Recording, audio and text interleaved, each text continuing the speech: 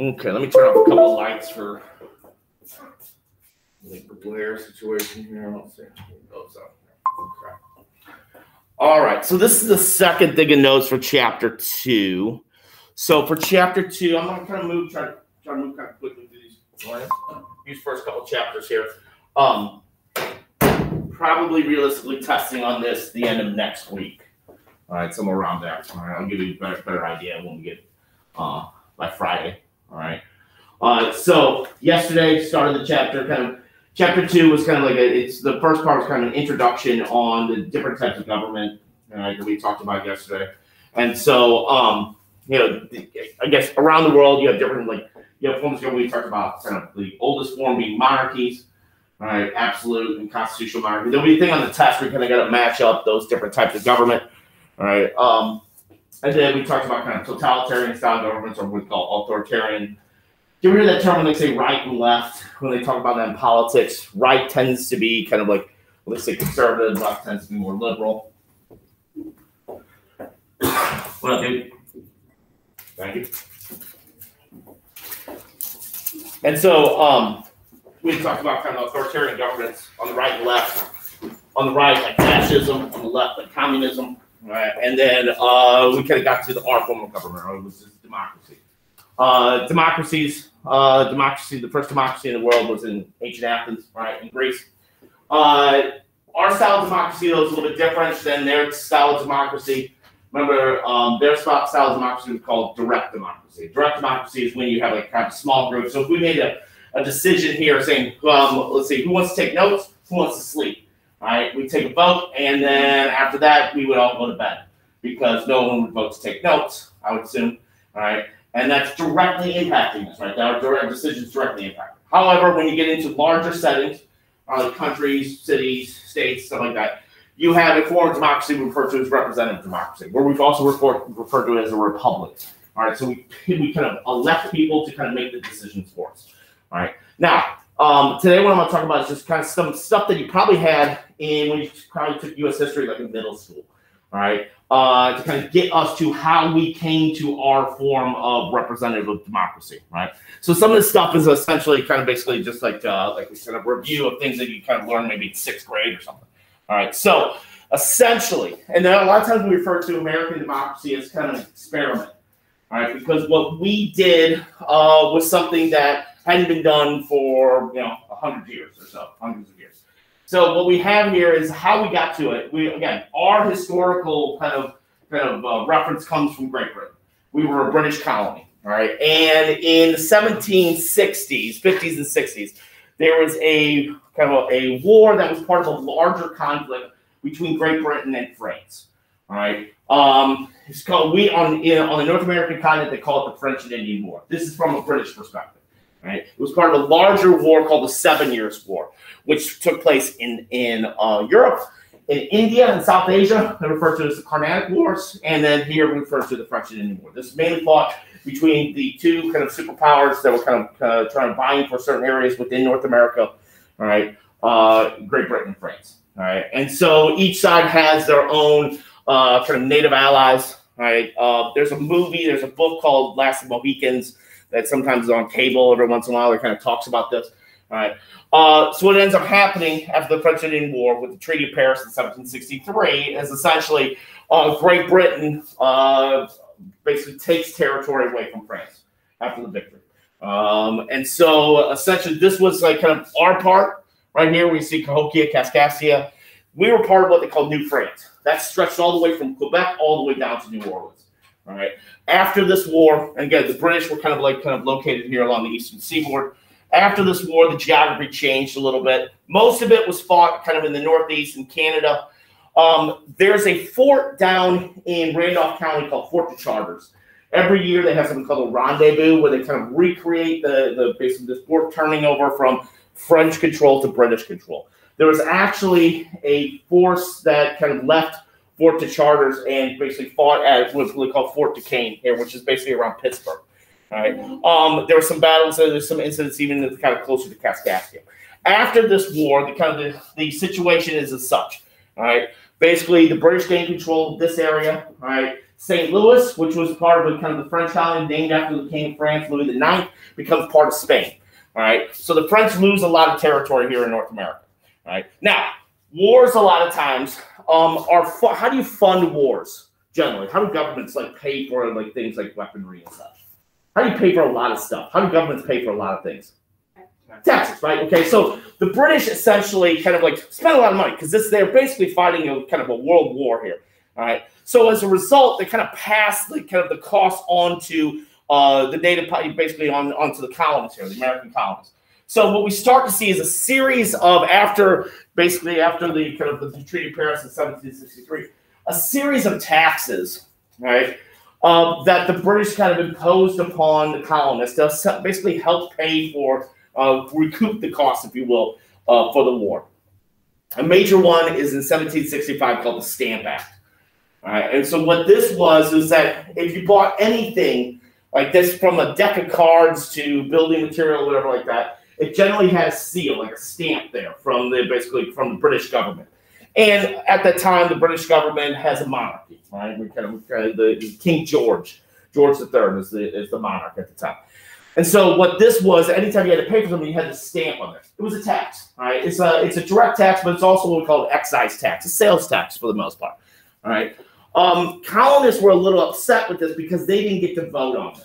This was basically what they believed was kind of forced onto them, kind of imposed onto them. So there's a number of basically, you have people writing like essays and stuff like that, but you have also people kind of protesting. All right, you have people that are kind of upset about this. In 1770, there's a incident in Boston they refer to as the Boston Massacre, right, which was kind of a reaction to the fact that we have with the Third Amendment, there's like no quartering of troops. We start to see the British basically for housing a lot of these soldiers, American colonists would have them live in their homes. All right, it was kind of forced upon them. So the Stamp Act was pretty unpopular. All right, and then we start to see here is a tax on an important commodity to the colonists that creates a kind of like a significant incident here. I'm gonna play this. Oh, let me go back here. I'm gonna play these kind of TED kind of box videos every once in a while here. All right, but this incident, the Boston Tea Party, is significant when it comes to taxation.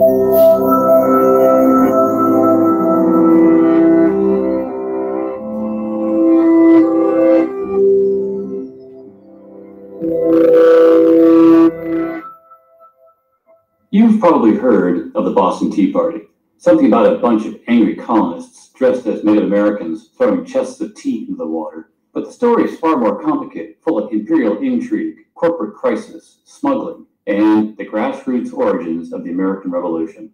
The first thing you need to know about tea in the 1700s is that it was really, really popular. In England, each man, woman, and child consumed almost 300 cups of the stuff every year. And since the English colonized America, Americans were crazy about tea too. By the 1760s, they were drinking over 1 million pounds of tea every year. So when Britain wanted to increase taxes on tea in America, people were not happy, mostly because they had no say in tax decisions made in London.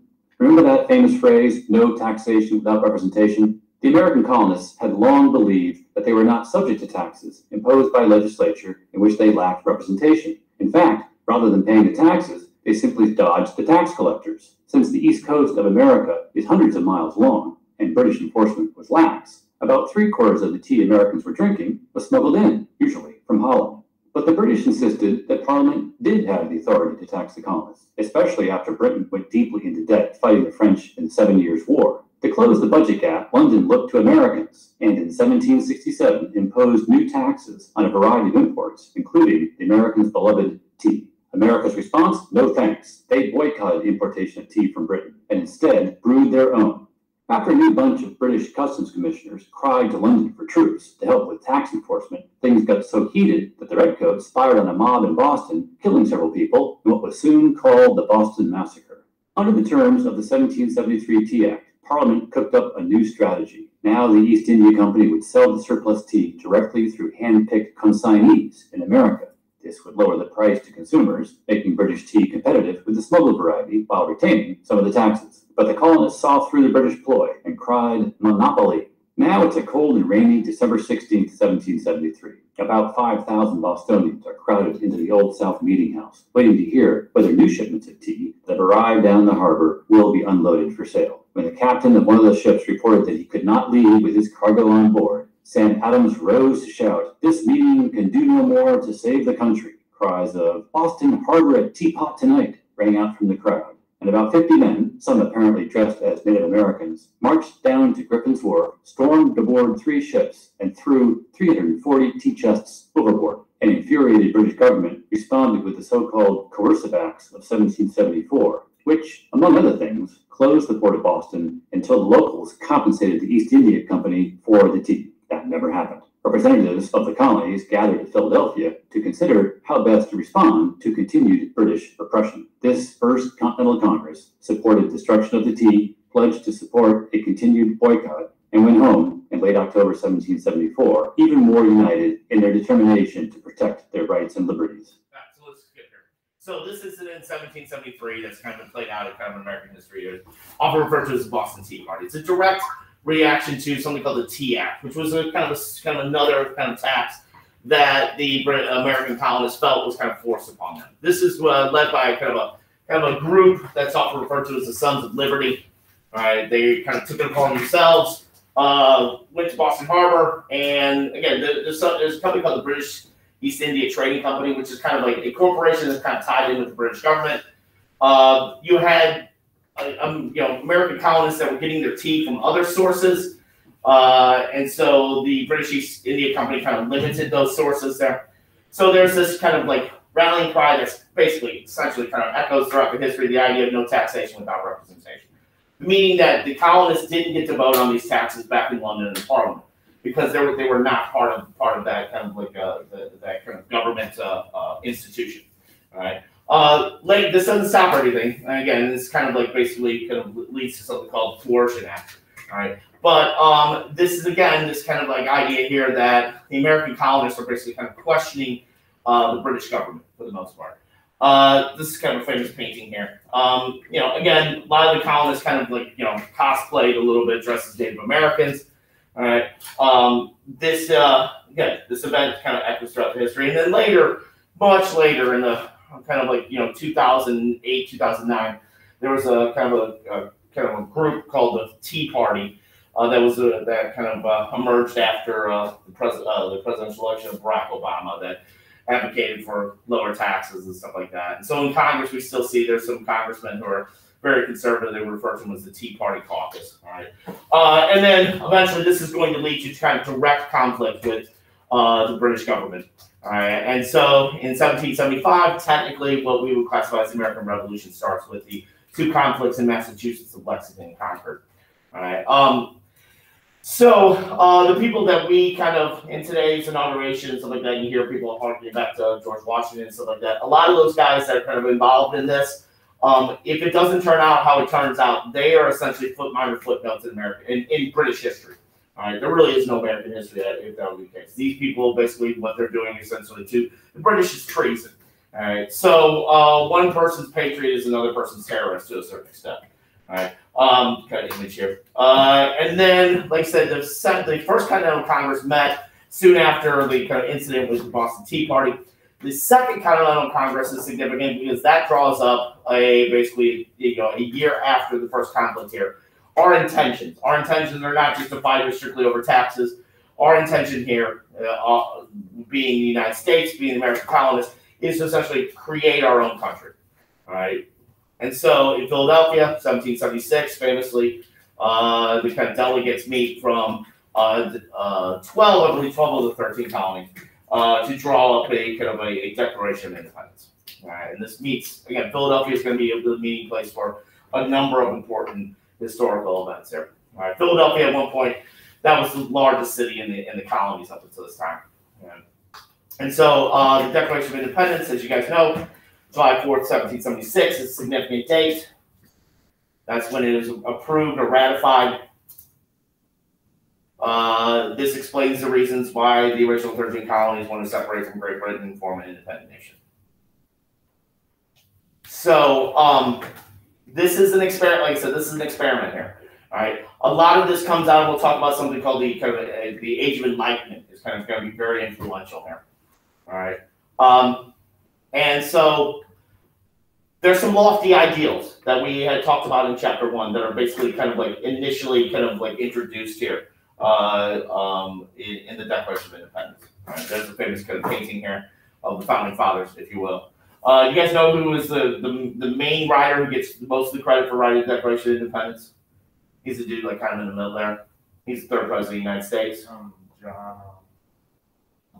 No, John. You think John Hancock? He was the one who wrote his handwriting so the king could even see it. Thomas Jefferson is usually the one that's kind of like given that credit. But there are other people that kind of like were in part of the kind of drafting of this. Let's get a little video. All men are created equal, and they are endowed with the rights to life, liberty, and the pursuit of happiness. Not so fast, Mr. Jefferson. These words from the Declaration of Independence and the facts behind them are well known. In June of 1776, a little more than a year after the war against England began with the shots fired at Lexington and Concord, the Continental Congress was meeting in Philadelphia to discuss American independence. After long debates, a resolution of independence was approved on July 2nd, 1776. America was free, and men like John Adams thought we would celebrate that date forever. But it was 2 days later that the gentlemen in Congress voted to adopt the Declaration of Independence, largely written by Thomas Jefferson, offering all the reasons why the country should be free. More than 235 years later, we celebrate that day as America's birthday. But there are some pieces of the story you may not know.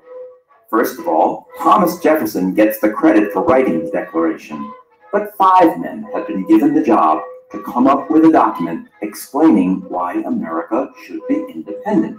Robert Livingston, Roger Sherman, Benjamin Franklin, and John Adams were all named first. And it was Adams who suggested that the young and little-known Thomas Jefferson join them, because they needed a man from the influential Virginia delegation, and Adams thought Jefferson was a much better writer than he was. Second, though Jefferson never used footnotes or credited his sources, some of his memorable words and phrases were borrowed from other writers and slightly tweaked. Then Franklin Adams offered a few suggestions, but the most important change came after the Declaration was turned over to the full Congress. For 2 days, a very unhappy Thomas Jefferson sat and fumed while his words were picked over. In the end, the Congress made a few minor word changes and one big deletion. In the long list of charges that Jefferson made against the King of England, the author of the Declaration had included the idea that George III was responsible for the slave trade and was preventing America from ending slavery. That was not only untrue, but Congress wanted no mention of slavery in the nation's founding document. The reference was cut out before the Declaration was approved and sent to the printer. But it leaves open the hard question: how could the men who were about to sign a document celebrating liberty and equality accept a system in which some people owned others? It is a question that would eventually bring the nation to civil war, and one we can still ask today. So here's essentially the kind of the copy of the Declaration of Independence. All these guys down here, if things didn't turn out how they would, they all would have been hung. All right. You see, Jimmy, you're talking about John Hancock. You can see his handwriting right there. And then also too, like the video had stated, and we're dealing with the ramifications of this. These guys are, when we talk about like people being elitists, these dudes are pretty elitist, right? And some of them, Jefferson, who was writing that all men are created equal, life, the whole life, liberty, pursuit of happiness thing. There's a conundrum here because people like Jefferson own slaves, all right? And this is an issue that is going to still kind of reverberate kind of throughout history here. But some things are important with the Declaration of Independence, which is going to like influence later, like the kind of the rights of man that was issued during the kind of French Revolution. It upholds the philosophy that power of government, what we call consent, basically comes from the people, all right, not from a figure like a monarch, if you will.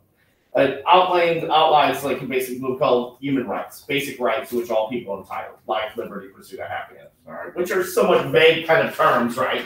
But these are all kind of ideas that stem from the Age of Enlightenment, all right? This idea that people are rational beings and that they should determine their own destiny. Right? People like George III do not have a particular kind of hold over anyone just because they are a king, just because they have a divine right, kind of inspired by a deity, if you will. All right. But again, this is kind of an experiment here. This was all these guys are basically taking their life in their own hands here by issuing this. They're basically, if things would have turned out differently, they would have been minor footnotes in kind of British history. All right.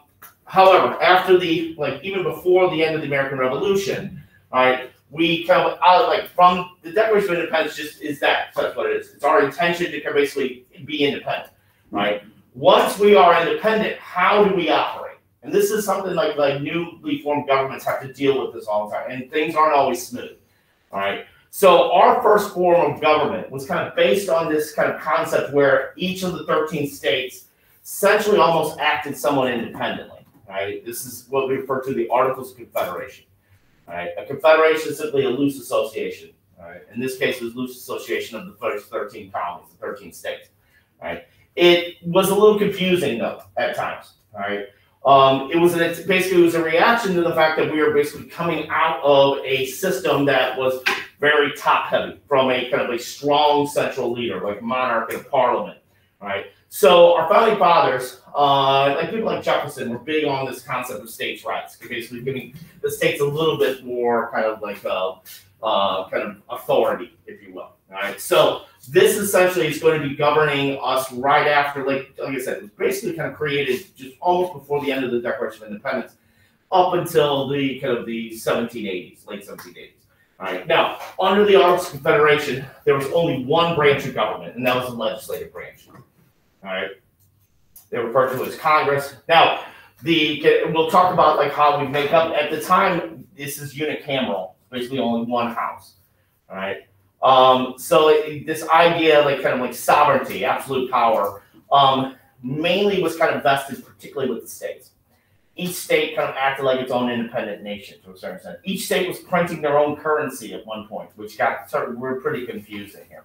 All right. So we're trying to, in our early history, not kind of replicate what we just left, all right? So we don't have an executive because we don't want another person to kind of take the position of a king. Now, when I talk about this tomorrow, this is going to have to get tweaked, all right? And again, after the American Revolution, which the last battle is considered Yorktown and that, the British are just north. They're in Canada. All right, so they're waiting just for this new country to kind of slip up, but not to kind of swoop back in. All right, and so the weaknesses of the Articles of Confederation, which leads us to basically not just tweak it later, but also basically kind of get rid of it wholeheartedly, is that there's no executive branch. All right, so you don't have one person, kind of assuming the power of a king, but also you don't have a person kind of enforcing laws. So no judicial branch. All right. Now, the states each have their own kind of executive and kind of court system here, but there's no federal one set up. Like I said, no common currency. So each state was printing its own money, which can be kind of confusing, how much is a New York dollar worth compared to a Virginia dollar and so on and so forth. All right. Taxation, to the federal government, was kind of left up to the states. So the states were kind of hey, kind of encouraged to, but they didn't have to. So if you're not going to have to pay taxes, if there's really no punishment or recourse to that, you're probably not going to do that. And a lot of these states we're trying to kind of get on our own feet, as well. And then to pass a law in Congress, you needed a consensus of 9 out of the 13 states. All right. And so that tends to get kind of difficult because while we're kind of independent here, each state has their own agendas. All right. So the needs and wants of Massachusetts are very different than the needs and wants of, let's say, South Carolina. All right. And that plays out when we talk about, like, later when we talk about the kind of Constitutional Convention and stuff, all right? And that kind of difference between kind of like the economies of North and Northern states and Southern states will play out through the kind of the Civil War, all right? So tomorrow what I'm going to talk about is essentially how some certain situations that lead us, all right, United States, to determine that this probably needs to get tweaked.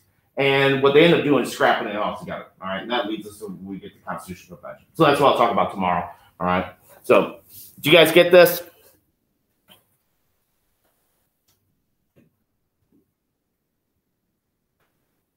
Yeah. Awesome. Okay. I'll leave that up just for a little bit for people to.